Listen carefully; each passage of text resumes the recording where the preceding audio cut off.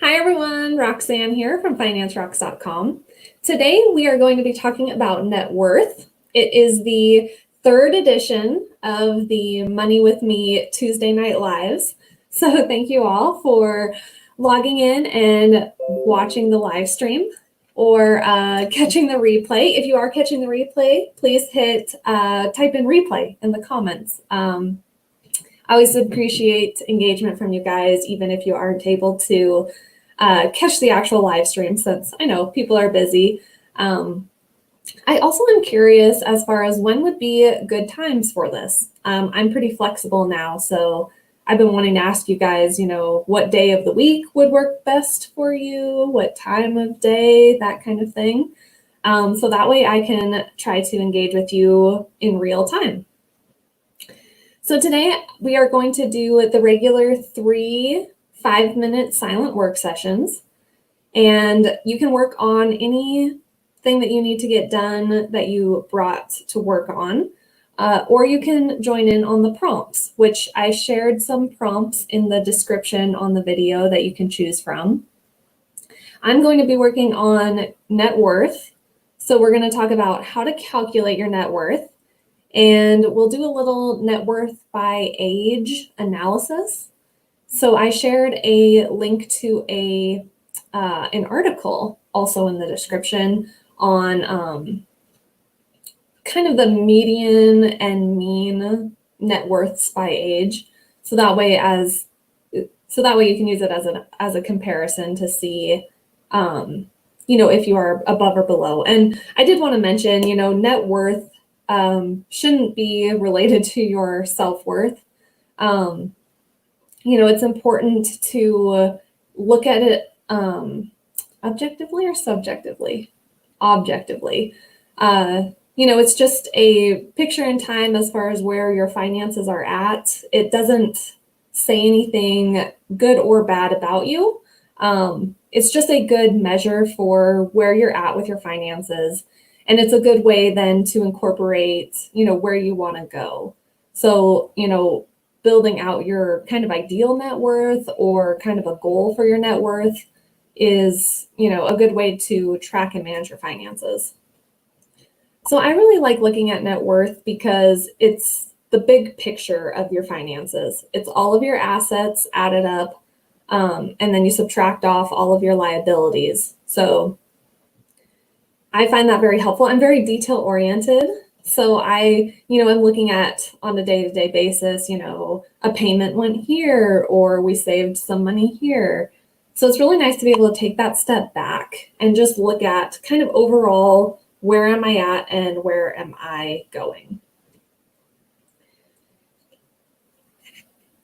For the first sprint, I wanted to walk you through a sample net worth tracker, the one that I use. And then if you want to follow along with the prompts, you're welcome to, look up your cash and assets during that first 5-minute work session. Let me go ahead and share my screen here. So the net worth template that I use, I did include a link to that in the description as well. It is a Google Sheet. I don't know if you'll be able to edit it. I don't think you'll be able to edit it, but you should be able to pull it up and view it. So this is the one that I typically send to clients as a starting point. You'll see I have the top section is assets with an asset total, and then the bottom section is liabilities. Oh, that should be liability total. Amateur hour here. And then your net worth is assets minus those liabilities.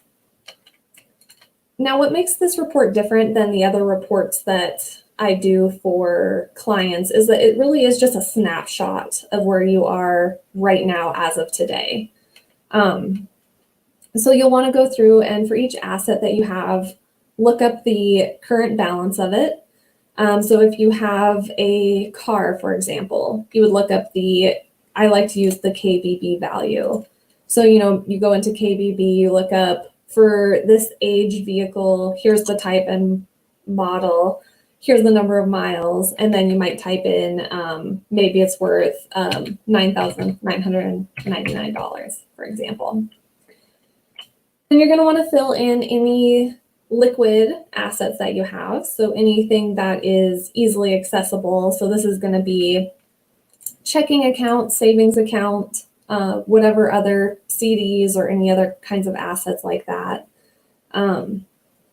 I do recommend having a different line for each account that you have. So if you have a checking and savings at like Wells Fargo and another checking and savings at like US Bank, you would want to include each of those as a line. So you might make this one US Bank checking. And then you would fill in the value as of today that you have in that account. So maybe it's maybe like 1,500. You'd also want to include any retirement accounts that you have. So if you have 401k, IRA, any of those kinds of accounts, you would want to check the balance and add those in.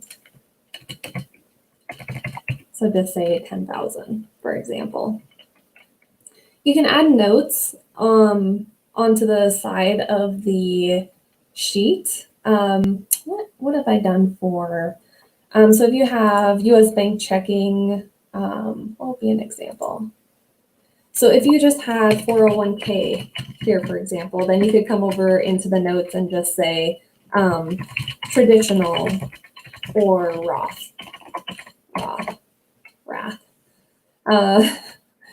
So, you could just put notes in there. Other things I like to put in there, if it's a checking account, I'll put like the minimum just as a reminder to myself. So minimum checking balance, $100.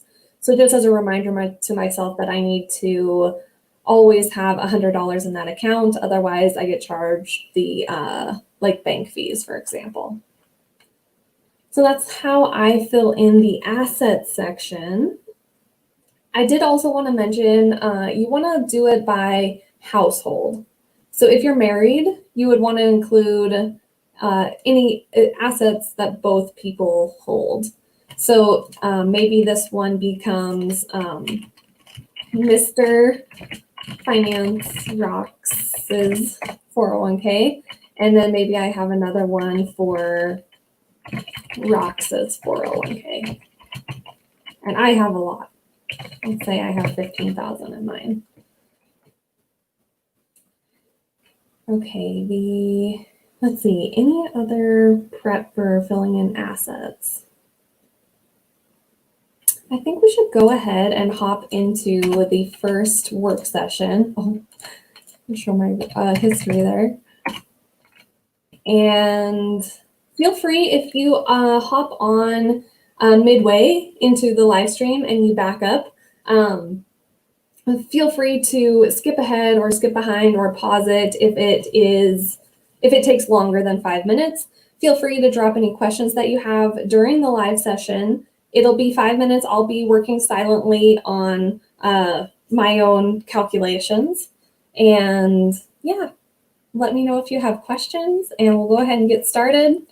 And if you are watching the replay, go ahead and drop your questions. I can follow up after the fact as well. So, all right, I'm going to go ahead and get started. 3, 2, 1, go.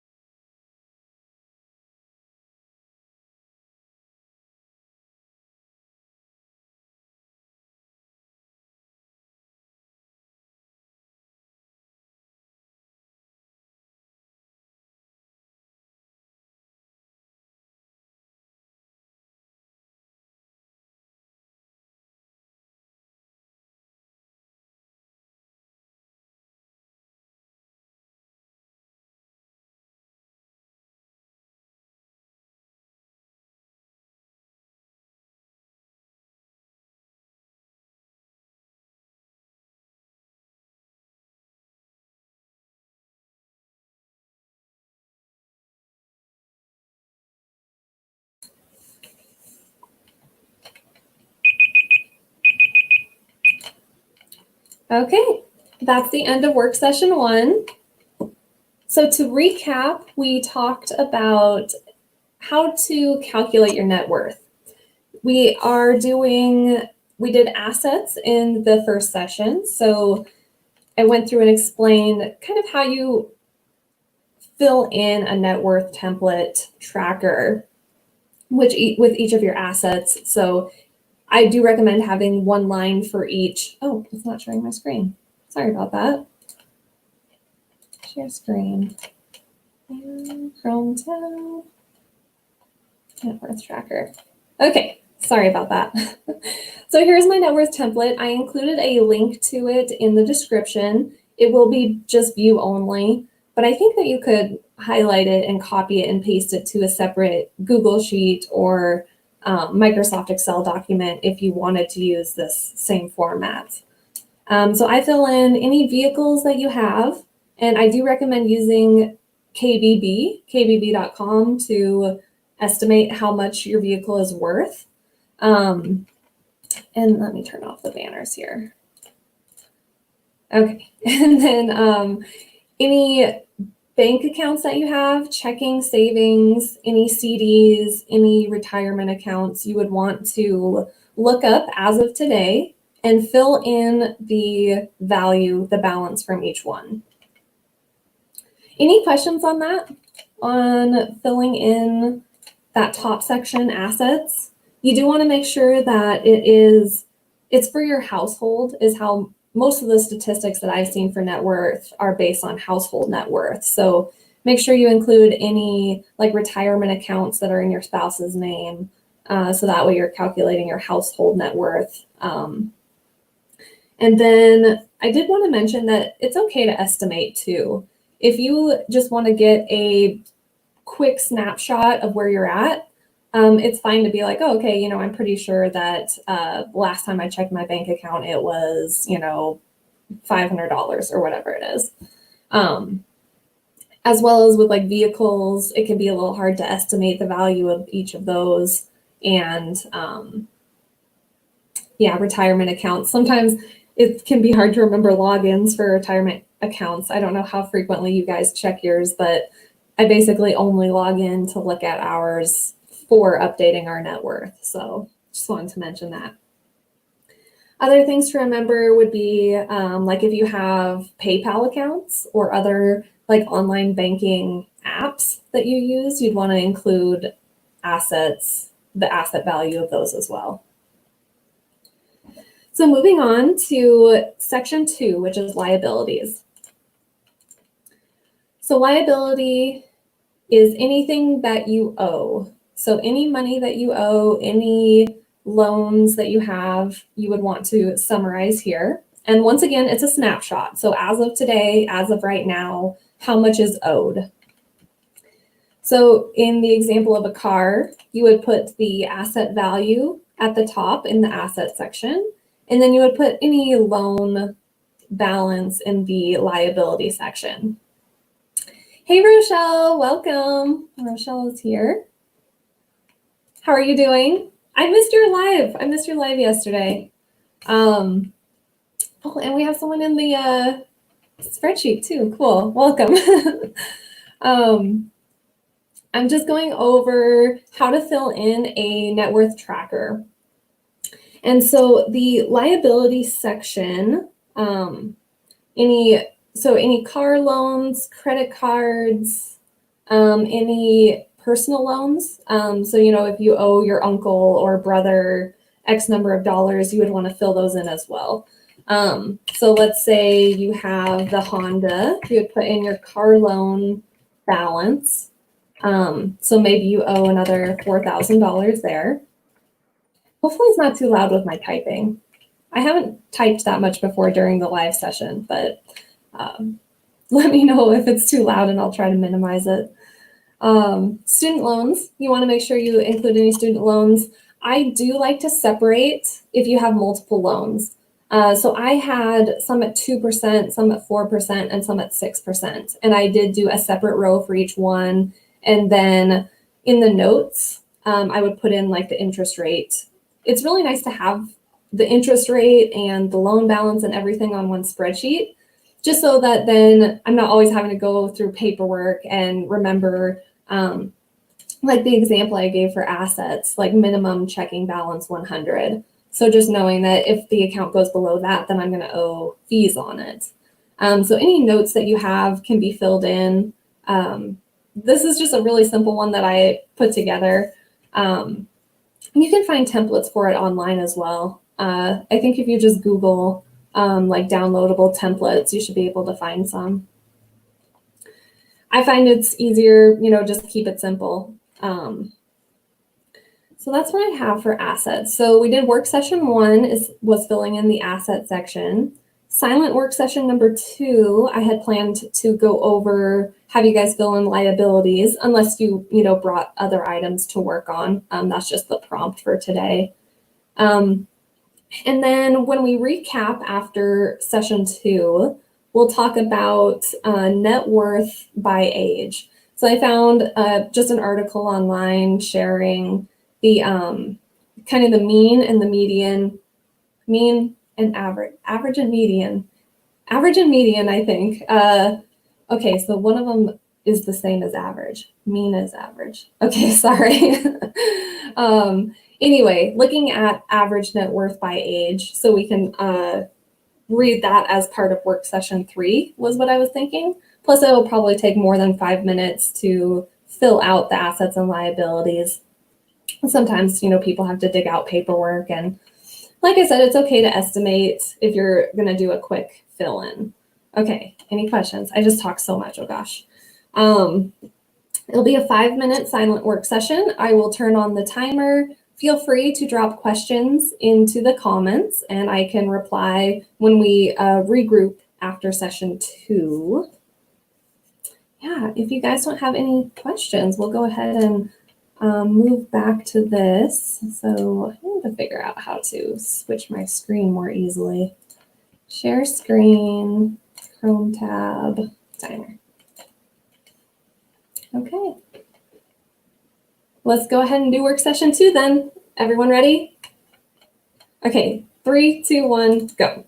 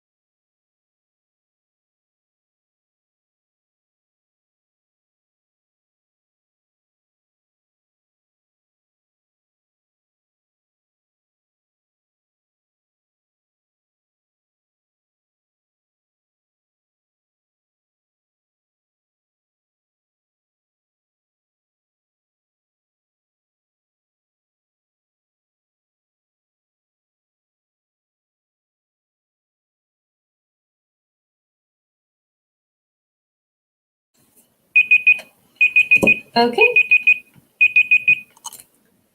That is the end of session 2. How did it go? What did you work on? We did have a couple of questions. So Sam asked, I use Mint to track net worth. Is that a good source? I think that it is. I love mint.com. That's what I use for categorizing all of our spending and tracking all of our spending. I will say though that I've had a hard time with the investments tab. So even just getting in there and trying to set up an asset, it won't let me other than our house. So I don't know, I might just be doing it wrong. But that has been my experience with it. But yeah, if you use Mint and that works for you, that's great. Because then you don't have to keep a spreadsheet like this where you have to go in and populate it every month. You can just log in and it'll automatically show you your net worth for you, so you don't have to look things up. So that's a good point. I hadn't even thought about that. Other ones I've heard of are like Personal Capital would be another one that you could set up links to your like retirement account, and then it could go out and grab the value of that and bring it into a report of your net worth for you so that you don't have to keep the spreadsheet like this. I do use spreadsheet just because, like I said, I've struggled with Mint from that perspective, but okay, you did reply. You say, I have 2 investing accounts that I link to the app and both are working fine. Good. I have a capital banking account. Now, capital banking, that is different than personal capital, correct? I think I remember that being different. Keeps getting disconnected. Yeah. I've had that problem with Mint too. Now, basically, we just, the ones that it keeps linked to, we just leave those and just haven't reconnected the ones from our other accounts. So we use the spreadsheet is what I'm getting at. I think the interface with some institutions are not very solid. Yeah, my experience too. Verna, welcome back. Sorry, I didn't catch the part about assets. Do you include personal property when calculating assets or just cash? So I don't include any personal property like jewelry or furniture, electronics, anything like that. Partly because, we're pretty frugal, so that the stuff we have isn't really worth that much. If you had like an heirloom jewelry collection that you've gotten appraised and know the value of, then I would say, yeah, it's okay to include stuff like that. We just have like our bank accounts, so checking, savings accounts. Oh, I do include paper cash on here as well. So I know not that many people keep paper cash anymore, but if you do, you could have a line item for paper cash and then just add that up whenever you're calculating your net worth. Once again, it might be too small of an amount where it's immaterial and it doesn't really matter.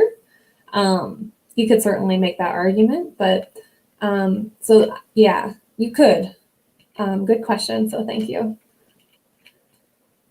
Okay, any other questions on that? Otherwise, we could move on to the prep for session 3. Oh, before that though, I did want to mention, it's important to be objective when you're looking at your net worth. For a lot of people, they calculate it and it's negative to start with, just meaning that you have more debt and liabilities than you have assets. So, that doesn't necessarily say anything good or bad. It's just a picture of where you're at. I do think that it's a really helpful calculation to do and to track, even if you feel like you don't have a net worth worth tracking, which is what a client told me one time. He said, I don't track it because I don't think that I have a net worth tracking. And I really like calculating and tracking our net worth. I just feel like it's a good way to get the big picture of, where am I at? I'm so detail oriented. All I can see is like the little like payment here, payment there. So it's a little easy to forget about, the bigger picture of this is what my finances look like. This is where I'm at. And then you can even fill out like a dream net worth So you can take each row and then put a new column on the side that just says like ideal net worth, and then fill that in and use that as like a goal tracker. So those are some of the things that I use it for. Okay, so moving on. I included in this Investopedia article in the description. Okay, yay, that worked. I don't know why it worked that time, but not before. Excuse me.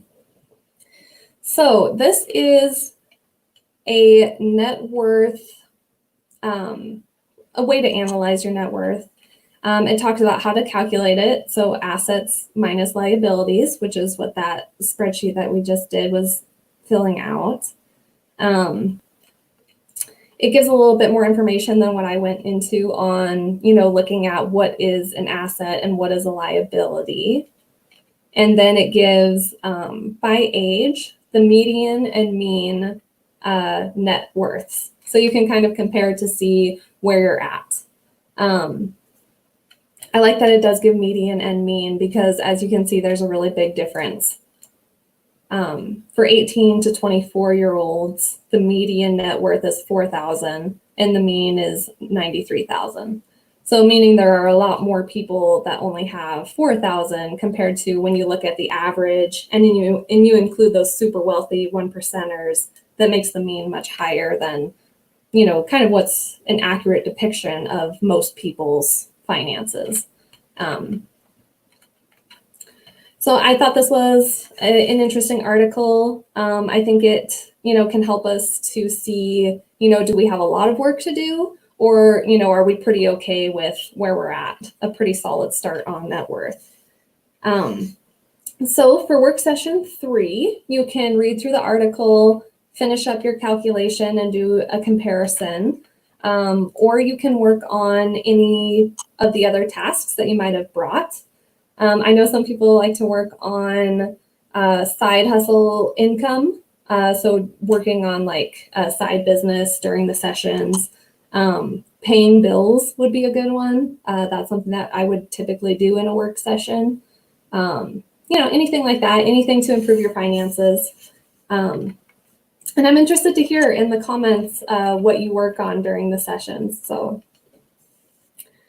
with that, let's do our 5-minute silent work session. Feel free to drop comments throughout the session, and I will answer them when we regroup at the end. So let's go ahead and get into it. Okay, 3, 2, 1, go.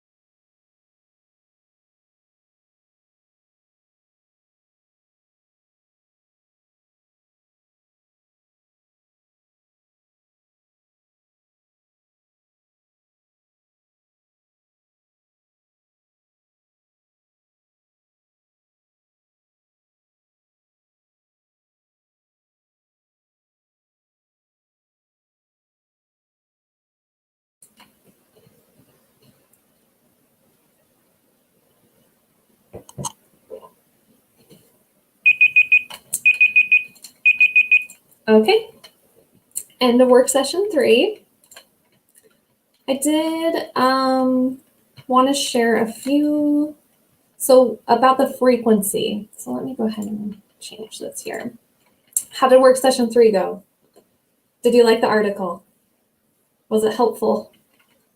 I did want to share that you can update your net worth if you keep it in a spreadsheet like this, really whenever you feel like it. I did include, let me make this a little smaller here. So I would usually just add columns to the right of my template, one for each date that I was updating it. So, you could fill it in today, 7/7/2020, and then you could set a reminder to yourself to go in and fill it out on August 1st and then on September 1st. And then you just go in and fill it in the same way with the information as of today. Can't type here. You can, if something zeroes out, you can zero it. Like if you pay off a credit card, then you can zero it out. And I would just say hide any rows instead of deleting them. So that way that you can still go back and look at your old net worth for comparison. Like I like to look at, every 6 months, how much did it increase or decrease? It's nice to be able to look back over the last year and say, oh, look, I grew my net worth by this many dollars in the last year. So I try to preserve the historical data as well as tracking it going forward. And I'm not too strict about it. Sometimes I'll update it on like the 3rd of the month if I don't have time at the start of it. And yeah, ultimately you can do it whenever. So don't feel, I would still do it even if it's later in the month, than just skipping it. So that's what I would say. Verna says the article was interesting. Great. Yeah, I thought it was too. I like to be able to look at just kind of the averages, just for informational purposes. Verna says, how should one calculate the net worth for a couple? Should you both add pre-tax income? Okay, good question. So you do want to include the assets and liabilities for both partners. Or at least that's what I do. Most of the time when you see statistics about net worth, if you read in, it'll tell you if that is by household. And usually that's the case. So everyone in the household, including assets and liabilities for everyone. So should you add both pre-tax income? So really what you're capturing with your net worth is where you're at as of today, what your balances are. So income isn't really included on this particular report. You would want to include your income on your budget and then any kind of income and expense report where you're looking at how much money came in and how much money came out. This is more like, what are my balances as of today? How many assets do I have and how much liabilities do I owe? Hopefully that makes sense. That's a good question. I know it could be confusing. So my background is in accounting, and that's essentially where I learned how to do this. And I just apply those like business principles on what reports I should keep to our own personal finances. So tracking your net worth is essentially like a business's balance sheet. So they do the same thing. They look at, here are our assets and here are our liabilities. So this is about how much money we have. I do kind of like to think of it as like previous money and like current money. So the net worth tracker is your previous money, like all the money that I have saved up till now, all the debt that I've incurred up till now, compared to like, an income and expense report, which shows your income coming in and expenses going out for a certain month or for a certain year or for a certain quarter. Marina says, thank you. You're welcome. Hopefully that makes sense. I never know how detailed to get, just because, like I said, it's hard to remember sometimes that like when you say balance sheet, not everybody knows what that means. So I apologize if I was using jargon. I know people don't. It's not that easy to learn if someone's using jargon from their industry that people don't know. Okay, anything else on any other questions? I did budgeting last week since we were at the start of the month.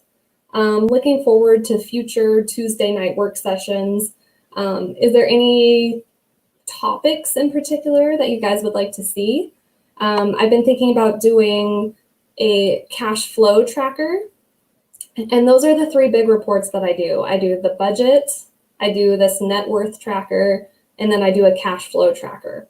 So those are the three reports that I use for our finances and that I help clients set up. And the three that I think are helpful. Verna says, yes, it makes sense. Good.